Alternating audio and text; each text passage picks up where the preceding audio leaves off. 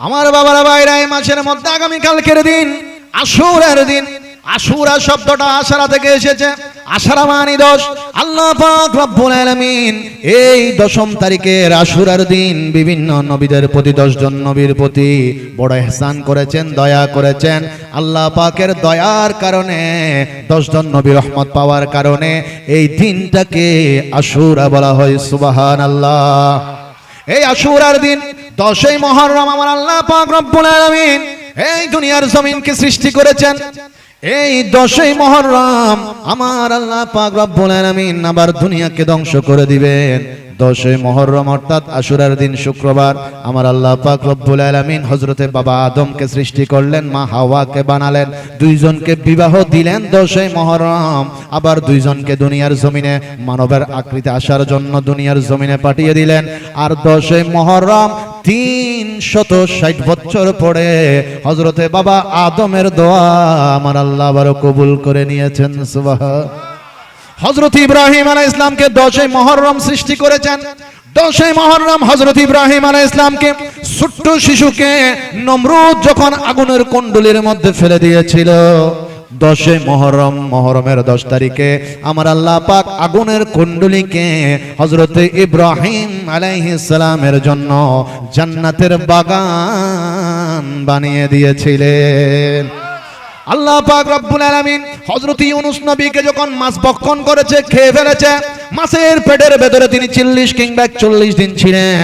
সেখানের ভেতরে তিনি দোয়া করেছেন, লা ইলাহা ইল্লা আনতা সুবহানাকা ইন্নী কুনতু মিনাজ জালিমিন বলে বলে দোয়া করার পরে আমার আল্লাহ পাক 10ই মুহররম হযরতে ইউনূস আলাইহিস সালামকে মাছের পেট থেকে তিনি হেফাজত করে বের করে দিয়েছেন। সুবহানাল্লাহ। আল্লাহ পাক রব্বুল আলামিন হযরত সুলাইমান আলাইহিস সালামের বাদশাহী চলে যাওয়ার পরে আবার 10ই মুহররম আমার আল্লাহ হযরত সুলাইমান আলাইহিস সালামের ওই বাদশাহী পুনরায় ফিরিয়ে দিয়েছিলেন। হযরত মুসা আলাইহিস সালামকে ওনার সঙ্গী সাথীদেরকে যখন নীল নদের কিনারায় ওই ফেরাউন যখন মারার জন্য তৈরি হয়ে গেল, আমার আল্লাহ পাক ফেরাউনকে নীল নদের মধ্যে ডুবিয়ে দিয়েছিলেন। আর হযরত মুসা কালিমুল্লাহকে 10ই মুহররম হেফাজত করেছেন। সুবহান। হযরতে নূহ আলাইহিস সালামের যে বন্যা হয়েছিল সময়ে সমস্ত কিছু ধ্বংস হয়ে গিয়েছিল। প্রায় 6 মাস ওনারা কিস্তির মধ্যে ছিলেন।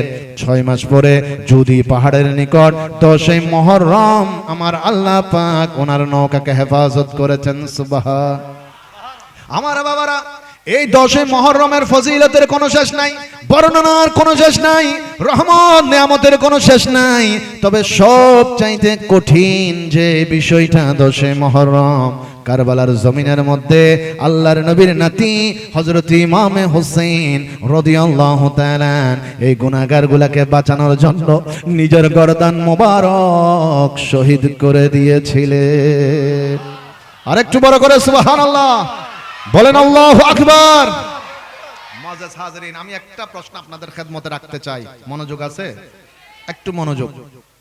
আল্লাহ পাক ইব্রাহিম আলাইহিস সালামের জান বাঁচালেন আগুনের ভেতর থেকে, খুব মনোযোগ। হযরত ইউনূস নবীকে বাঁচালেন মাছের পেট থেকে। হযরতে ঈসা রূহুল্লাহ আলাইহিস সালামকে বাঁচালেন ওনার নাফরমান উম্মত থেকে, ওনাকে চতুর্থ আসমানে তুলে নিলেন। মূসা আলাইহিস সালামকে বাঁচালেন ফেরাউনের হাত থেকে। তো আল্লাহ পাক যদি 10ই মুহররম নবীদেরকে কঠিন কঠিন বিপদ থেকে বাঁচাতে পারেন, তো আমার নবীর নাতি হোসেনকে কারবালায় বাঁচাতে পারতেন না? কথা বলেন না, পারতেন না? আল্লাহ চাইলে তো সম্ভব ছিল, কিন্তু আল্লাহ চায় নাই কেন? আমার নবী মুস্তাফা ডাক দিয়ে বলছে, উম্মত আমার হোসেনকে যেমন তেমন মনে করিও না। আমি নবীর মতো যেমন কোন নবী নাই, আমার হোসেনের মতো দ্বিতীয় কোন হোসেন নাই। এই 10ই মুহররমের দিন আমার আল্লাহ পাক আদমের প্রতি দয়া দান করেছেন, হযরতে মূসার প্রতি দয়া দান করেছেন, হযরত ঈসার প্রতি দয়া দান করেছেন, হযরত ইয়াকুবের প্রতি দয়া দান করেছেন, হযরত সুলাইমানের প্রতি দয়া দান করেছেন, হযরত ইউনূসের প্রতি দয়া দান করেছেন। আর আমি নবী, দুনিয়ার বাদশা নবী, শ্রেষ্ঠ নবী, কায়নাতের নবী, আমার নাতি হুসাইন এই 10ই মুহররম আল্লাহর জন্য নিজের জান মোবারক দান করে দিয়েছেন। সুবহান। ইয়া রাসূলুল্লাহ। জিন্দাবাদ জিন্দাবাদ। জবান খুলে একবার বলবেন ইমামে হুসাইনের দাম আছে না নাই? আওয়াজ বড় হবে, আছে না নাই? বাড়িয়ে দিয়েছেন কে? মেরে মৌলা হুসैन, मेरे मौला हुसैन, मेरे मौला हुसैन, मेरे मौला हुसैन, मेरे मौला हुसैन, मेरे मौला हुसैन, मेरे मौला हुसैन, मेरे मौला हुसैन, मेरे मौला हुसैन, मेरे मौला हुसैन, मेरे मौला हुसैन, मेरे वो नबी जी का, वो नबी जी का प्यारा नवासा, जिसने सजदे में गर्दन कटाली, मेरे मौला हुसैन, मेरे मौला हुसैन, मेरे मेरे मौला हुसैन, मेरे मौला हुसैन, मेरे सलातुनिया।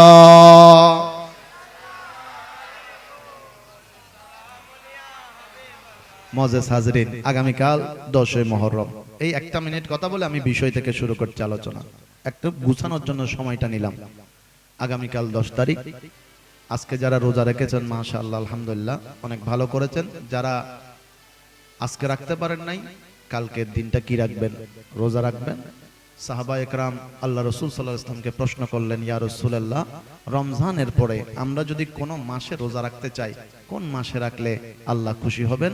নবীজি বললেন, পবিত্র মুহররম মাসে রাখো। এই মাসের রোজা আল্লাহর কাছে বড় পছন্দের। এই 10 তারিখের রোজা শুধু মুসলমানরা রাখে না, ইহুদিরাও রাখে। ওই যে বললাম মুসা আলাইহিস সালামকে ফেরাউনের হাত থেকে বাঁচিয়েছেন আল্লাহ, এটার শুকরিয়া আদায় করে ইহুদিরাও আগামীকাল 10 তারিখের রোজাটা রাখবে। তো নবীজি বলেছেন, তুমি তো মুসার উম্মত নও, তোমরা তো শ্রেষ্ঠ নবীর, দামি নবীর উম্মত। সুতরাং তোমরা ইহুদিদের মতো একটা রাখিও না, 9-10 রাখো, নয়তো 10-11, দুইটা রোজা রাখো। কারণ তোমরা যেমন দামি নবীর উম্মত, তোমাদের আমলটা ইহুদিদের থেকে কম হবে না, বেশি হবে। সুবহানাল্লাহ।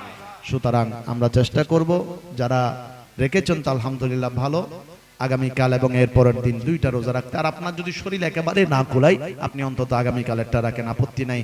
নবীজি বলেছেন যে 10ই মুহররমের রোজাটা রাখবে, মুসলিম শরীফে হাদিসে পাকে এসেছে, সে যেন সারা বছর রোজাটা রেখেছে। তো সারা বছর রোজা রাখার একটা সওয়াব আমরা পেতে পারি আগামীকালকের রোজা। এবং আগামীকাল 10ই মুহররম আপনি চেষ্টা করবেন একটু সদকা করার জন্য। নবীজি বলেছেন যে 10ই মুহররম সদকা করেছে, সে যেন সারা বছর সদকা করেছে। সুবহানাল্লাহ। আপনি দিন মজুর, রিকশা চালান, ঠেলাগাড়ি চালান, গার্মেন্টসে চাকরি করেন, খুব অল্প সময়, অল্প ইনকাম। এই অল্প ইনকামের ভেতর অন্য দিনের থেকে সামান্য একটু ভালো কিছু আনার আপনি কালকে চেষ্টা করবেন।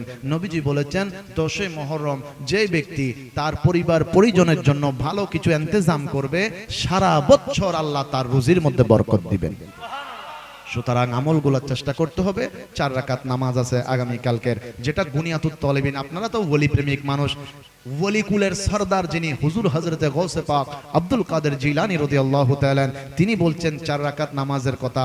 প্রত্যেক রাকাতের মধ্যে সূরা ফাতিহা শরীফের পরে 50 বার করে কুল হুয়াল্লাহ শরীফ, সূরা ইখলাস শরীফ, এইভাবে 4 রাকাত যেই মানুষ নামাজ পড়তে পারবে, গৌসে পাক বলছেন রাদিয়াল্লাহু তাআলা, তার পূর্বের 50 বছর এবং পরের 50 বছরের গুনাহ আল্লাহ মাফ করে দিবেন। এখন এটা তো অনেক বয়স্ক বাবাদের জন্য একটু কঠিন হয়ে যাবে। নুজহাতুল মাজালিস কিতাবের যিনি লেখক হযরত আল্লামা ইমাম সাফুরি রাহমাতুল্লাহ আলাইহি, তিনি আরেকটু সহজ করে দিয়েছেন। তিনি বলছেন 4 রাকাত নামাজ পড়বে, 2 রাকাত করে করে। প্রত্যেক রাকাতের মধ্যে সূরা ফাতিহার পরে সূরা ইখলাস শরীফ 11 বার করে যেই ব্যক্তি পড়বে, আল্লাহ পাক তার 50 বছরের গুনাহ ক্ষমা করে দিবেন। গুনাহ মাফ করার মালিক কে? আওয়াজটা ছোট হয়ে গেছে, আরো জবান খুলে বলো না। আল্লাহ ক্ষমাকারী, আল্লাহ পাক আমাদেরকে ক্ষমা করুন, আমিন বলেন। আর একটু বড় করে বলেন আমিন।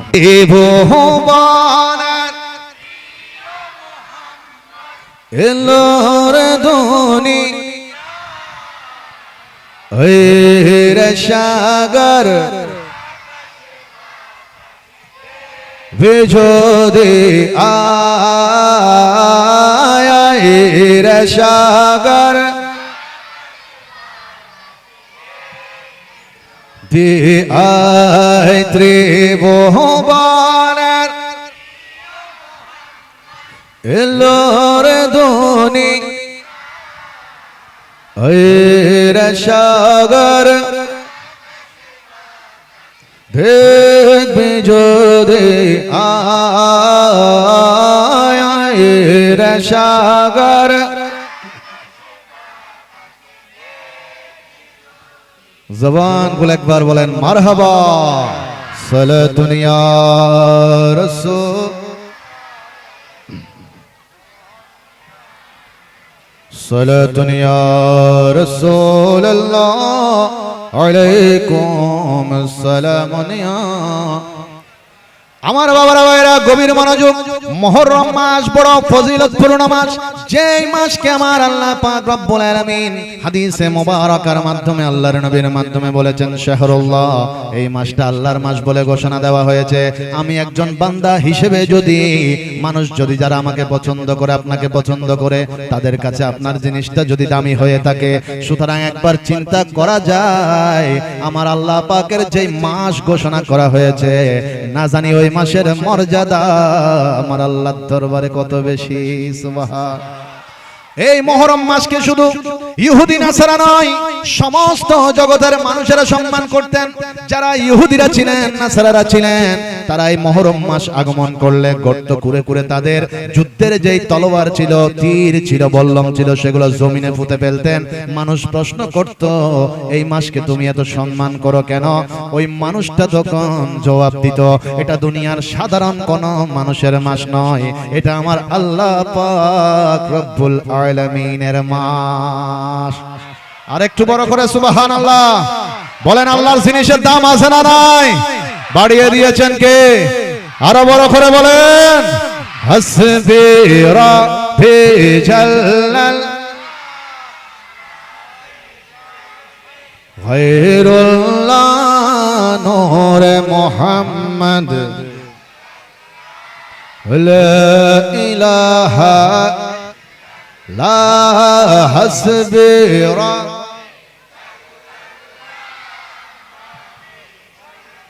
গায়রুল্লাহ নূরে মুহাম্মদ